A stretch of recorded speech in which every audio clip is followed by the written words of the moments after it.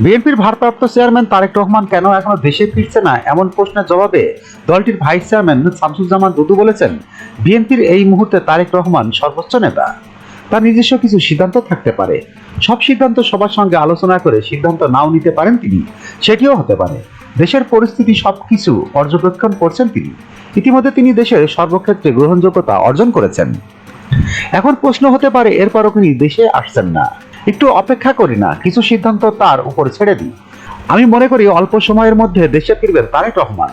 গত 18 ফেব্রুয়ারি ঠিকানা টিভির প্রধান সম্পাদক খালেদ মহিউদ্দিনের উপস্থাপনায় টকশোতে অংশ নিয়ে এসব কথা বলেন শামসুজ্জামান দুদু।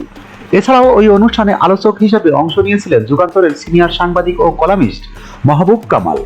সেখানে সমন্বয়কদের রাজনৈতিক উদ্যোগ, অন্তর্বর্তী সরকারের রাষ্ট্র পরিচালনা, বিএনপির কর্মকাণ্ড, আওয়ামী লীগের পরিণতি এমন নানা বিষয় নিয়ে কথা বলেন আলোচকরা। জুলাই আন্দোলনের সমন্বয়ক ছিলেন তারা। তাদের উদ্যোগে রাজনৈতিক দল গঠিত হয়েছে। বিদেশি সংবাদ মাধ্যমে দেওয়া এক সাক্ষাৎকারে এ বিষয়টিতে সমর্থন দিয়েছে অন্তর্বর্তী সরকারের প্রধান উপদেষ্টা ডক্টর মোহাম্মদ ইউনূস।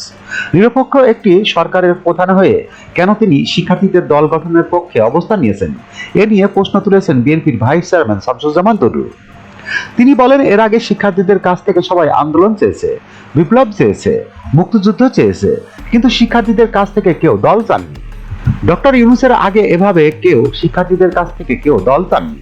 তাই বিষয়টি নিয়ে বিতর্ক তৈরি হয়েছে, বলেছেন বিএনপির এই নেতা। রাষ্ট্রপতি মোহাম্মদ শাহাবুদ্দিনের অপসারণ, নতুন সংবিধান প্রণয়ন, আওয়ামী লীগকে নিষিদ্ধ করা, বৈষম্য বিরোধী ছাত্র আন্দোলন থেকে এসব দাবি রয়েছে। কিন্তু বিএনপি রাজি না থাকায় অন্তর্বর্তী সরকার এগুলো নিয়ে সিদ্ধান্ত নিতে পারছে না। তবে বিশ্লেষকরা বলছেন, বিএনপি সম্প্রতি কিছু সিদ্ধান্ত আওয়ামী লীগের জন্য সুবিধাজনক হয়েছে। এ বিষয়টি মানতে রাজি নন বিএনপির নেতা শামসুজ্জামান দুদু। তিনি বলেন, আগে যাই করে থাকুক, গত 15 বছর আওয়ামী লীগ দেশে ফ্যাসিবাদ কায়েম করেছে, আর বিএনপির অবস্থান ছিল ফ্যাসিবাদের বিরুদ্ধে। গণতন্ত্র প্রতিষ্ঠায় বিএনপি নিবেদিত ছিল। ফ্যাসিবাদ ও গণতন্ত্রের মধ্যে যেমন পার্থক্য, দল দুটির মধ্যে তেমনি পার্থক্য রয়েছে মনে করেন দুদু। ASBD 24 সত্য প্রকাশে প্রতিশ্রুতিবদ্ধ। চ্যানেলটি সাবস্ক্রাইব করুন।